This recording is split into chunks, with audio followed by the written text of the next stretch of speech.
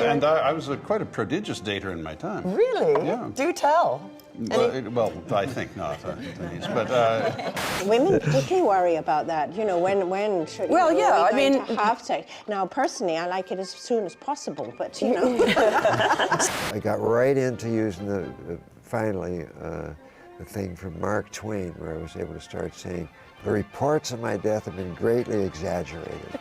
we should not forget that 500 million Chinese live almost as they did 2,000 years ago, that it is still largely a command economy, and China has no real social services system and no political institutions in which anyone could invest any credence or loyalty at all.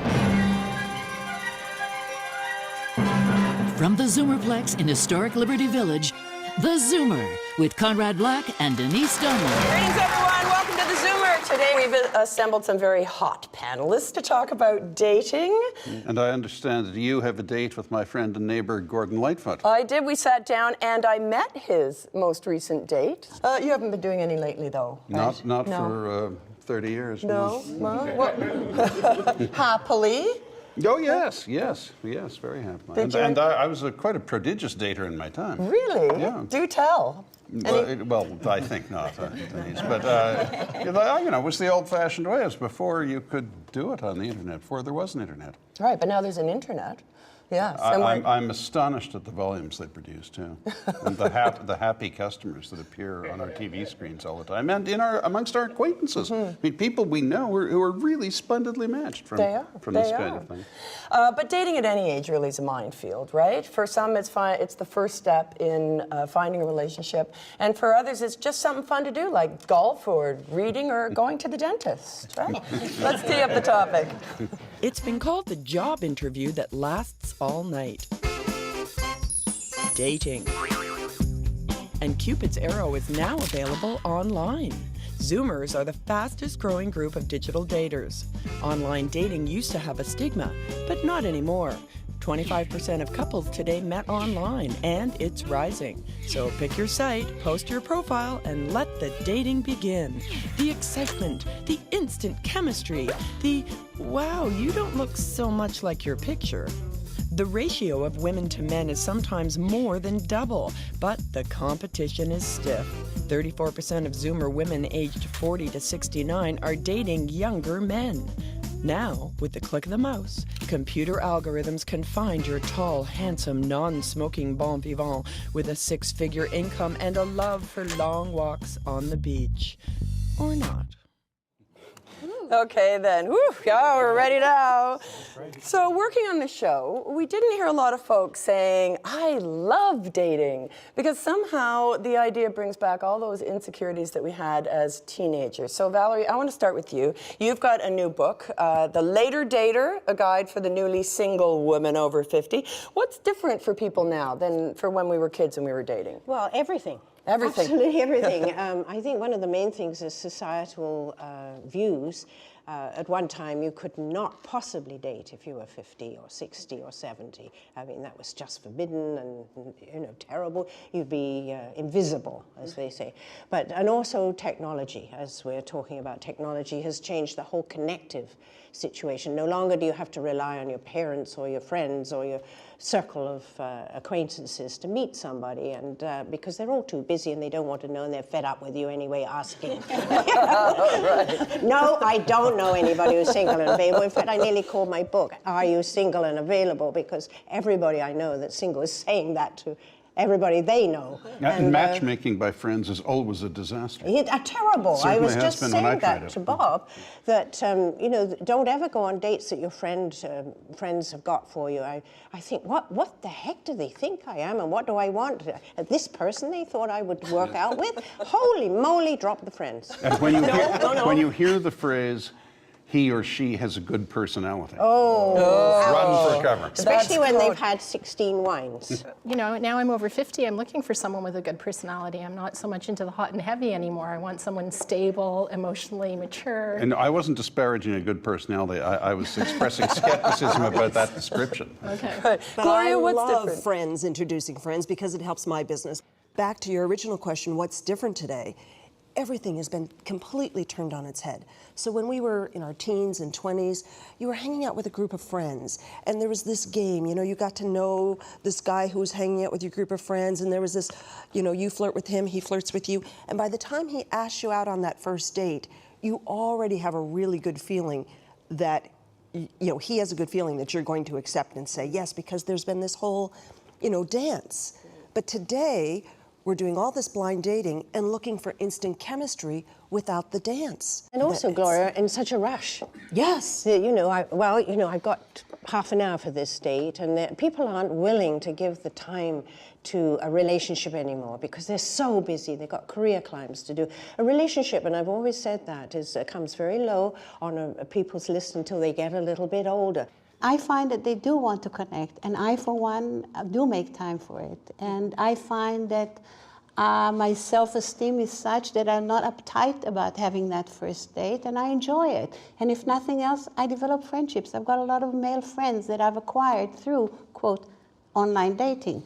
And they're good friends. But you're in a rare minority. Yes. Most people think blind dating is like having a root canal. Valerie, well, what you're you not said, blind dating when you're on internet, when you're on online dating. You get to know quite a lot about the person by reading their profile, their interests. Yes, but they're all lies. No, no, they're not. They're all lies. Always lie. You can scan. not You always. can They're still scan. blind.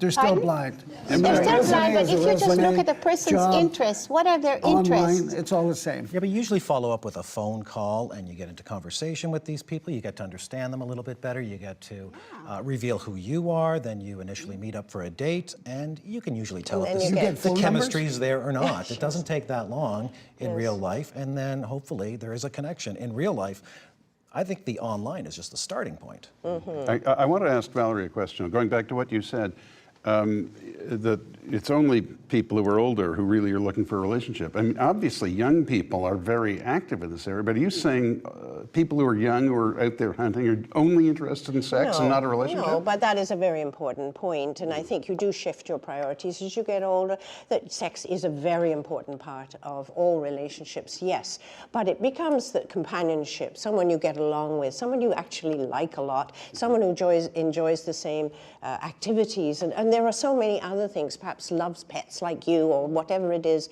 become important, whereas when you're younger, oh, you know, I just want to get this person in bed. Well, I found the opposite was true in my case. I found there was a lot of the revenge sex going on. Yes. Would you elaborate on that? Please do. They've come out of a bad marriage or a bad relationship, and I guess that's their way of getting back to their ex. So they're looking for something new. Well, in my 20s, there was a lot of effort that was put in when you were dating and you wanted to take that woman to bed, and usually you get turned down. In my 40s... They still want to put them in bed, let me assure you. There are no changes there. Testosterone reigns. Well, I didn't put much of an effort in my 40s. What about you? Did you want to put her in bed when you met her? Some, yes. The last one. When you saw her, what was your second thought, if not the first? The one I'm dating now? Something about bed? Once I got to know her. And Uh-huh. I always felt that if I didn't sleep with them, if I didn't sleep with them, you know what they'd say to me? Are you gay? That's what they would say to me if I did not sleep with them. So change. Interesting. Well, Charlie, what's different in your world? You finally found love at 69. Pardon the pun. Sorry about that. I'm 69 as well. You're not. So 69. Cheers to that. This may come as a shock to some of you, but I do believe that for some people, especially creative people, the need for solitude is more important than the need for intimacy. And when people lament this business about being alone or whatever, it's very much a condition of the modern world we live in because we're so plugged into all kinds of stimuli. There was a time when men married because women did the laundry and cooked and did all that. There are a lot of single people living in 300 square foot condos who are quite happy, thank you very much, with the conveniences that they have. If you have a microwave and a dishwasher, you don't need a wife. Remember my famous Mississauga joke, you know you're from Mississauga if you think loading the dishwasher means getting your wife drunk. Right. Gloria, talk about that for a sec, because your book, Laws of the Jungle, really does, speak to a very different time that we're in now from perhaps when we first got married 20, 30 years ago to now. What's different? Women will argue till the cows come home that they don't need a man, but then when it comes right down to it, the evolutionary psychology, there are three things that at a subconscious level women are looking for. It's provision, protection, and status. They will argue that they don't want that, but then ask a woman if she wants to meet a man who makes less money than she does.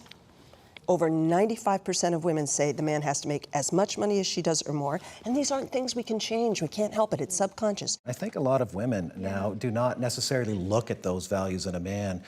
They're looking at, completely a different perspective on a man, depending on where they came from, what kind of relationship they came out of. They will say that, absolutely, they will say that, but when it comes right down to it, they can't erase the millions of years of evolutionary psychology. I completely disagree with that. Yeah, I know you're saying it's beyond our control, but honestly, if age teaches you anything, it's to drop all the stereotypes. And I would hope that people would do that with me. I'm 53 years old, I've never been married, I don't have children. If people look at me as a person who isn't able to make a commitment, who isn't a successful person in love, then that has a bearing on whether or not there's hope in my life for love, which I still believe there is, because I know that none of those stereotypes are true about myself. What is your reason that you think that And when men ask me that on a date, it's a really difficult question to answer, because there is no one reason. I could go over a lot of historical things about my life, but there really is no one reason. Happenstance? Whatever. What is the difference? What are you doing later? There's no difference. Well done, Bob. Okay. What I'm saying is it doesn't really matter. When you have someone in front of you and you are attracted to them and you are interested in them and you start to care about them, then none of those things should matter. Yeah, well, I have the exact opposite. I've been married far too many times. How many? 5. 5 times. You looking for 6? Absolutely, Bob. Absolutely. That's right. I'm a very good wife. Can't hit a home run unless you're up to bat, Bob. Well done. I also beg to differ with you, Gloria, and not entirely, but in the sense that today's women are looking for men that also have some, quote, feminine qualities. We're looking for people who are well-rounded. Now, and to that and don't have a lot of baggage. and because that's another story. We'll get into that. But also, this is a gem. Yeah. I can marry this guy. we're looking for men who can cook, who are willing to do a lot of things like that, and we are able to generate income. We are able to generate status for ourselves. There are more women in medical school today than there are men. We are it. We are equal at last. Women's liberation didn't happen for nothing. We fought for it. Let's enjoy it. Let's enjoy the fruit of it. Well, but women's liberation has now. hurt us because part of the problem is I work with very successful, highly paid women all the time. And part of the problem is, and I'm sure you men could support this, they come into the dating realm with so much masculine energy. And I say, whoa, men don't want to feel like they're in the boardroom when they're at home and in the bedroom. They leave the competition at work. Absolutely. You do still need that softness. You still need some of that old-fashioned romance. Not stupidity, not ditziness, but you're looking for a relationship with the feminine energy. You absolutely are. We're going to get really specific now, because part of making generalities or being specific is about how to succeed in online dating. So we're going to take a deeper dive into that world and see if we can offer some practical advice. Stay with us.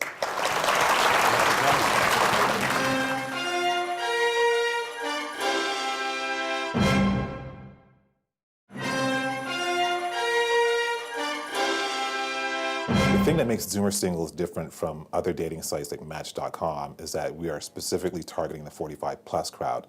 So our place is kind of like a club where you walk in and it's people your own age, a certain kind of mature energy there. We're not targeting a bunch of kids. It also means that the design is actually easier to use for the 45-plus crowd. There's less clutter. The breakdown on ZoomerSingles.com is 72% women and 28% men. So if you're a guy, you have a very good chance of meeting someone. The unique trend that we're seeing with the Zoomer Singles compared to other dating sites is that there are a lot of people who are looking for matches without any sort of strings attached. If you go to other sites like Match.com and some of the bigger sites, you'll see that one of the big criteria is like, do you have kids or do you want to have kids? It's a non-issue on Zoomer Singles. People are meeting each other because they want to have a companion, they want to have a good time. They've already done the family thing, they've already done the marriage thing. It's really about finding your life partner, someone that you can be with for the rest of your life. And it makes perfect sense because people are living longer.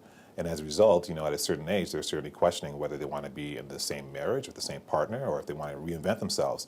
And that's where we come in. We basically allow them to find a quality partner for the rest of their lives, ideally. Ideally, yeah. Ideally. Like, I have to say, I was astounded at that number. For there to be 72% women, I found that amazing. Now, you people who are in the field, is this typical? Is that what you found? I found there was an overwhelming amount of women who were interested in dating. It came as a huge surprise to me.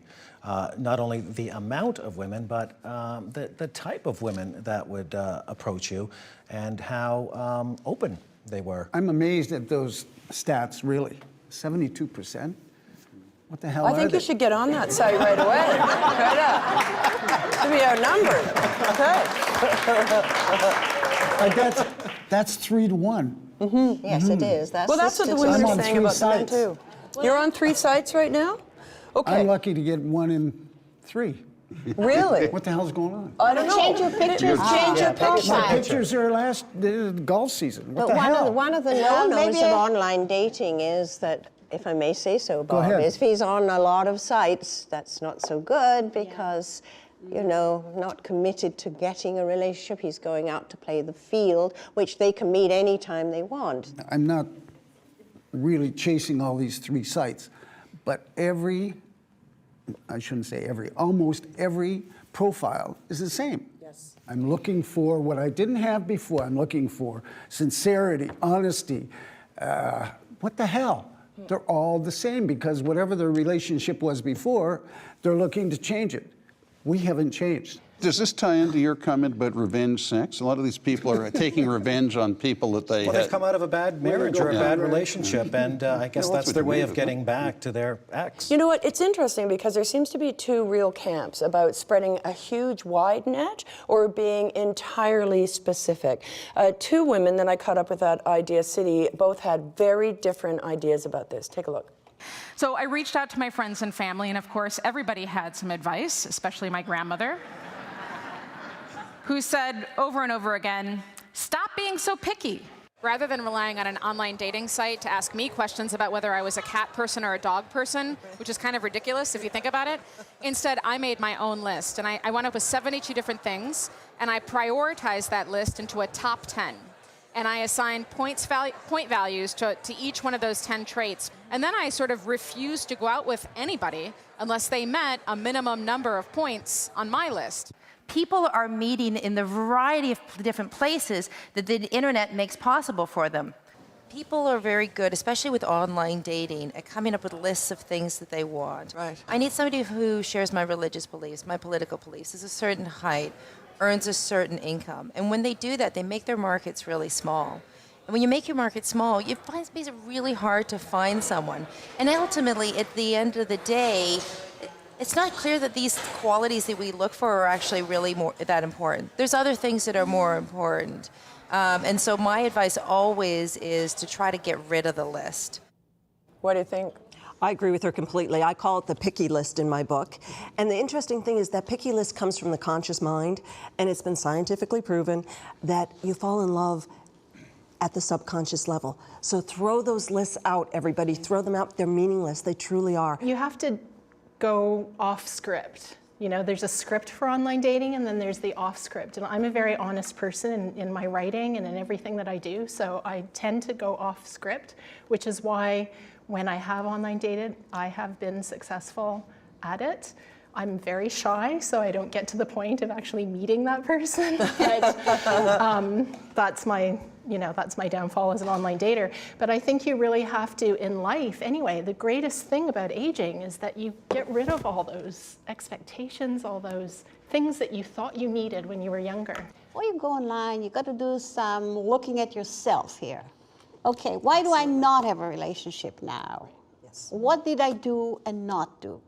Do I really want to repeat the same old past and do the thing? Or am I ready to consider a whole new future with a completely different kind of person and have a completely new kind of life, an adventure?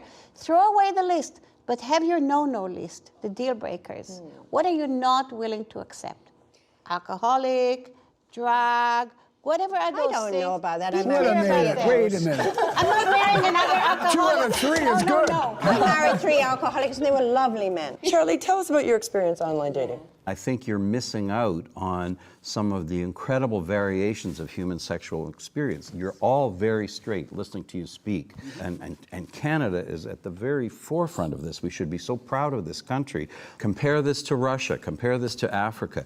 We have so much to be proud of in this country that we are looking at human behavior as it should be looked at. Thank you. When I go to these, I have gone to so many events lately where I've met married guys who have gay lovers. Their wives know. Some of them are famous politicians. You know who they are. The wives are aware of this. They've had their children together. There's some kinds of love that transcend sexual preference. All of this is new and spectacular in what's going on in the world we live in today. And particularly online, I think you're absolutely right, because it's opened the whole world up. Absolutely. But going back to online, when I was researching that, you know, the headshot, and there was this lovely guy, you know, really handsome, very nice, and I was looking for healthy and active and fit, and that's great. He was, you know, that, and so then we met, and he was 300 pounds and couldn't get up the steps. So he didn't have, and the photo was 10 years old. So this is not fair. We know that, and this is a study, men lie and women lie. Men lie in order of age, then height, then income. Women lie in order weight, physical build, and age. But at the end of the day, does this hurt people who may be less than ideal? Maybe they are fat, maybe they're bald, maybe they're honesty. like does online. I love your. Come over here. I'm going to rub that, Charlie. Okay. But does it hurt people who are less than ideal? I mean, all these superficial things, aren't they really about something else at the base level of whether or not you want to be with that person? At the beginning, you're absolutely mesmerized by the person, and you go through this period of 3 to 4 months of just sheer joy and bliss getting to know them. And then you find out certain things about them that you have to accept. And I'm sure married couples are very familiar with this. You just love each other for what you are and forgive each other for what you ain't. But the fact is that all relationships come with baggage. And if you're prepared to accept that, then you move forward.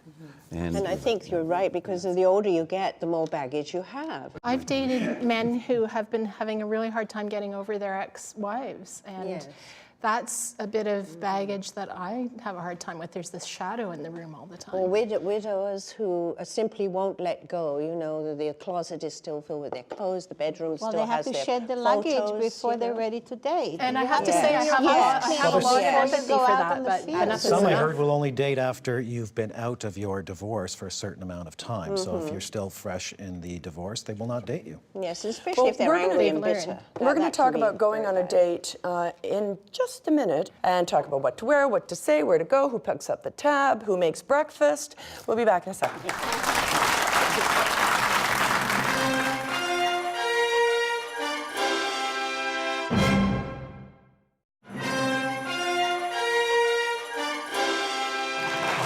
Our Zoomer poll this week asked, what is your preferred way to meet new people? And 50% said happenstance, live a little, smile at strangers. You'll never know where it will go.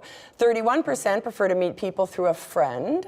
19% said online, we like flirting in the comfort of our home. And 0% said speed dating. Let's see what our studio audience has to say. Okay, anybody been on a speed date over here?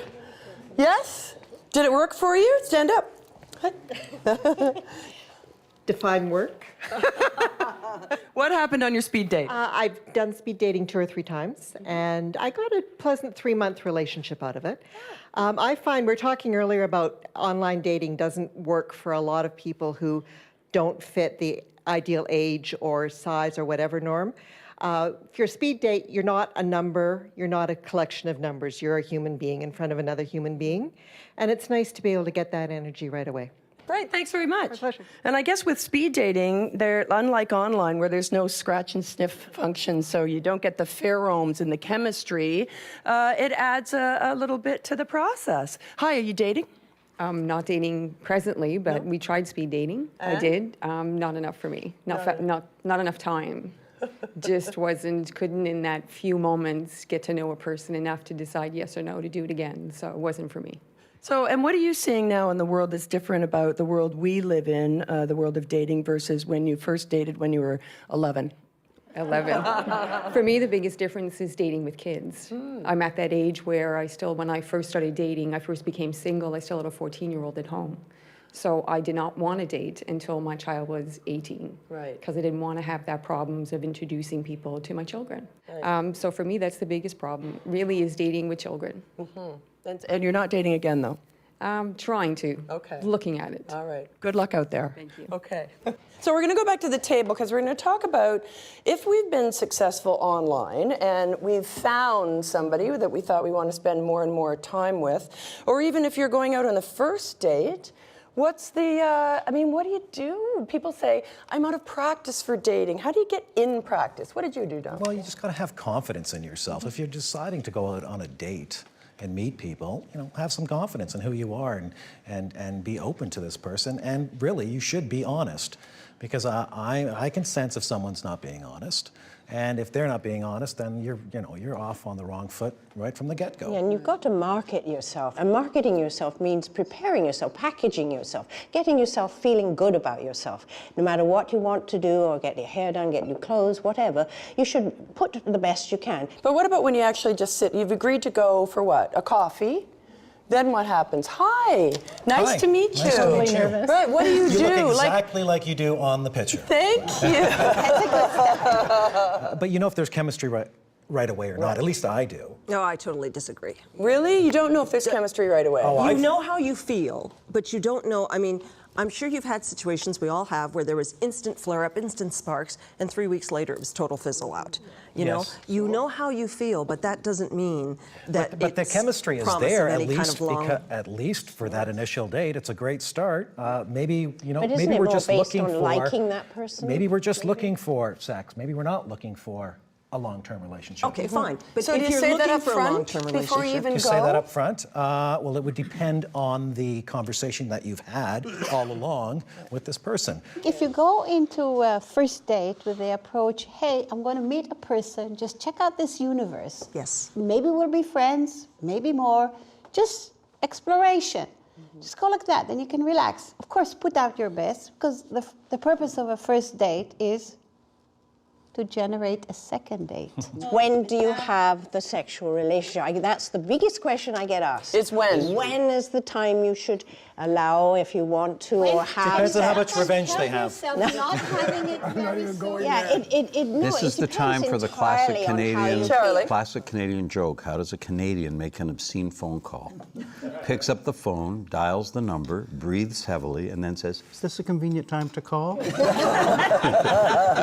think it's very Charlie? important. Is it- Because I think women particularly worry about that. When should Well, are yeah, we I going mean- to have sex? Now, personally, I like it as soon as possible, but So if I really like the guy. The 3-date rule No, that's not really true. working. Charlie, what do you think? Oh gosh, it's hard to say. There are so many different circumstances in my world, which are very different from this world, where, let's face it, guys are pigs. They look after, when they're young, they have raging hormones. There are far more men in the gay world who've had literally hundreds and hundreds and hundreds of relationships. sexual ones, to reach a stage in your life where you're really looking for a companion and someone to look out for you and be there and be supportive and be kind and loving is a very special thing. I'm 71 now, and I'm in my last quarter, and just thrilled that I met somebody who has turned out to be such a wonderful partner and friend, and I never would have expected it, never. I kind of grew up in the shadow of the sexual revolution and internalized it a little bit too much. So now, at this point in my life, the sex part is the secondary part for me, and it's taken a lot. I feel relieved about that. Yes, I want to get to the sex, but let me feel comfortable with you first. Let me feel something for you first. Let me see how this is going to work first. Well, I think that's good advice all around. So I hope we've helped ourselves as well as the people in the audience out there. So good luck, however you're going to do it and whatever you're in it for. When we come back, a rare feature interview with the iconic Gordon Lightfoot. So stay with us. Thanks, everybody. It was great. And when I got to emergency, they gave me a shot there. I didn't wake up for 6 weeks.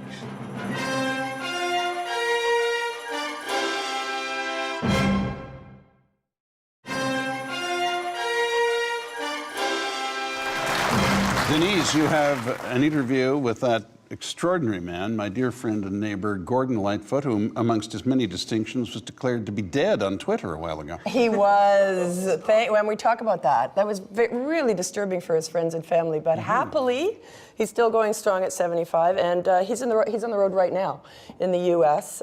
Doing a tour called 50 Years on the Carefree Highway Tour. Let's have a look. Welcome. Thank you. Nice to see you. Thank you for having me. So I spent the weekend immersed in your music, which was an absolute joy, I have to say. Thank you. The railroad men grew restless for to hear the hammers ring. Their minds were overflowing with the vision. There's a lot of it. 20 albums. Yeah. 200 songs. Another 100 that you threw away, I hear. Well, not that many. I mean, there are some songs that will never complete themselves, no matter how hard you try. So you're not going to have that stuff lying about you. You got to keep it. Just clean. got to get rid of it. Right. So get out of the way and move into something that's more positive. That has some conceivable end. I'll get like 3 or 4 of them underway at the same time that way, and whichever one works out first sort of wins the race. And when you have an album, you have about maybe 18 or 19 of them, and start cutting them down, and 10's the magic number. Yep. Save what you can from what you didn't use, maybe improve on it, but I always wanted to. I don't write as much now as I did then, but to keep doing it differently each time, and that sort of thing. And the Big Box album that you did a few years back, right? Yeah. And you wrote a letter at the beginning of it, and you said you signed it "Ever Onward," which to me sounds like your mantra somehow. Is it? Yeah, I love the work. I really, and so do the people that work with me. We really loved when everything's in tune. We're out there. We've got all these songs, and every night, each and every song is a little bit more. We try to do it just a little bit better. There's no reason why we should not be out there doing it. I don't think so. Well, you've had your health challenges. I I mean, the had my Bell's share palsy, the abdominal aneurysm. You were out for 5 or 6 weeks. No, I was out for 2.5 years. Well, out in your coma for 5 or 6 weeks. The first 6 weeks, I was doing an event up in Orillia, my hometown, which I do every 3 years. It's a charity event there that we do. And it hit me there. I knew it was coming. I didn't feel well. And when I got to emergency, they gave me a shot there. I didn't wake up for 6 weeks. And we were all outside worrying about you. I know, and I didn't want people to worry about me, and I was in good hands. I got out Christmas Eve. Then went back, recovered, went back. Recovered again and went back again for the 3rd time, so that part of it took 19 months. My right hand, this part of my arm wasn't working for about 5 or 6 months, and that was in 2006. I worked my way through that too. I practiced and practiced. As a matter of fact, I practice a lot more now as a result of that than I ever did before, and that's good. Yeah, yeah. So you take something adverse like that and it makes you work harder, makes you work your way back. When you think about your body of work, which is enormous, and you know, all the awards and the accolades and I mean, I can't think of a award that you don't have. You must have a very crowded mantelpiece. Is there anything missing up there? Anything? Well, I had 5 nominations for Grammy Awards, and I didn't make it. I remember the year we had 2 on the wreck of the Edmund Fitzgerald. And later that night when his legs went out of sight, came the wreck of the Edmund Fitzgerald.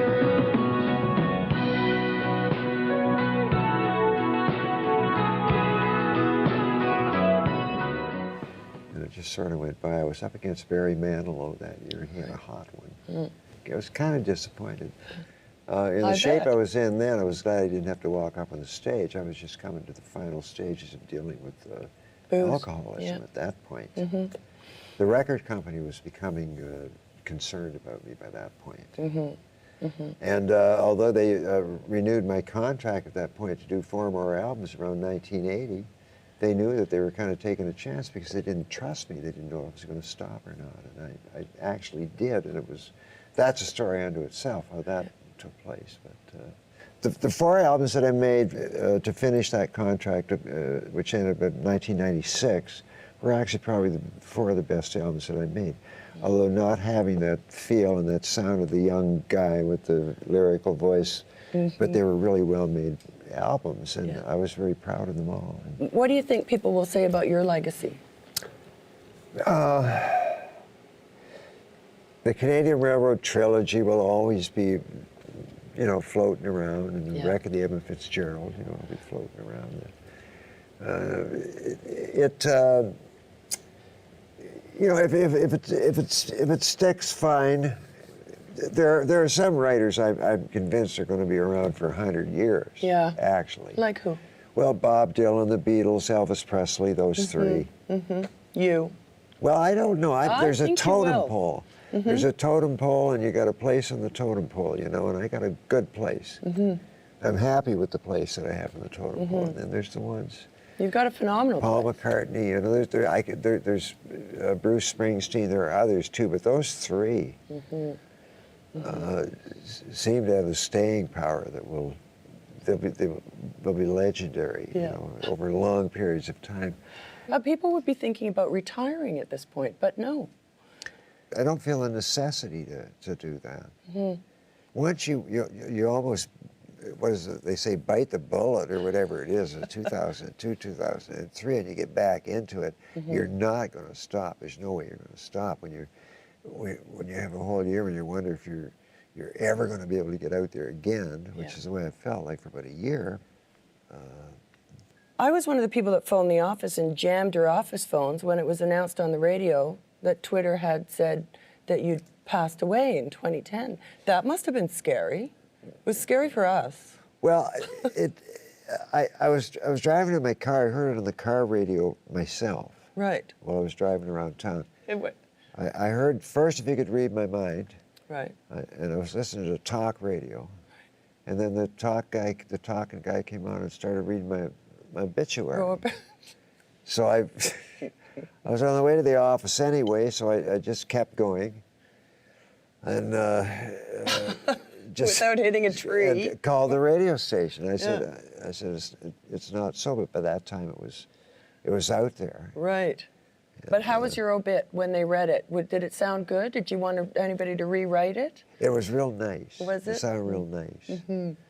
I don't remember the exact wording, but in the background was, if you could read my mind, it was very quietly playing. If I could read your mind, love, what a tale your thoughts could tell. Just like a paperback novel, the kind in a drugstore would sell. I got right into using finally the thing from Mark Twain, where I was able to start saying, the reports of my death have been greatly exaggerated. Right. Well, I hope we'll be saying that for a long time to come. Gordon, thank you so much for coming in today. Hey. And good luck on the road. It's going to be fun. Of course it will. Every highway me slip away on you. He just keeps on going. He's so lovely. Great man. Yeah. And you can see a lot more of that interview online. And he's going to finish that tour and end up back in November at Massey Hall, where I think last year he'd already done 150 sold-out shows at Massey Hall. Great venue. What a legacy. A great venue, but a building in desperate need of renovation. Oh, maybe we need a new Massey. So, okay, we'll be back in a second, and we're going to go to China for this week's Talk Block. Stay with us. Chinese development of advanced military technology is worrisome and may require that the United States devote more of its immense defense budget to new technology, such as a hypersonic missile.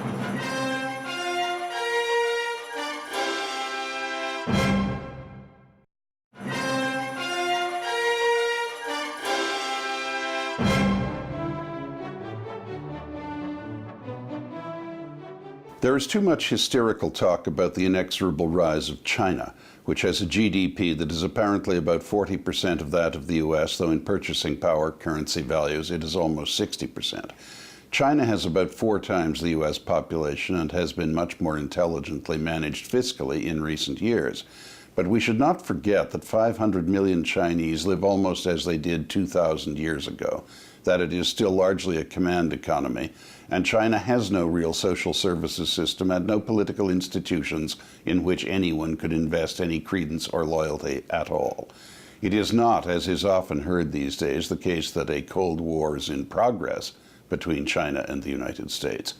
China is flexing its muscles as newly risen powers generally do, such as Bismarck's Germany and Theodore Roosevelt's America.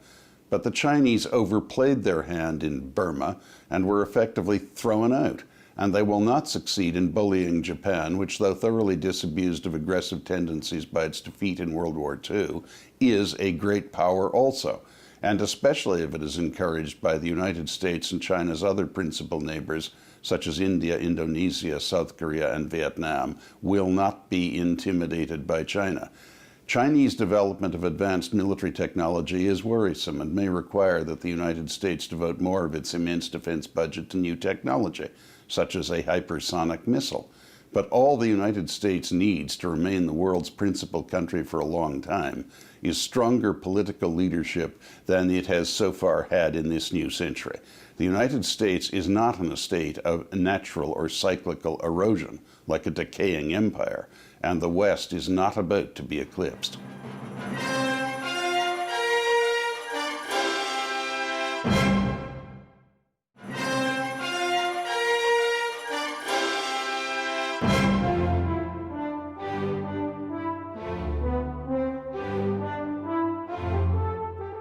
This week we got you a date. Next week we're going for a drive. So Zoomers love cars, and driving is freedom, of course. So next week we'll explore how to stay on the road safely for as long as we want.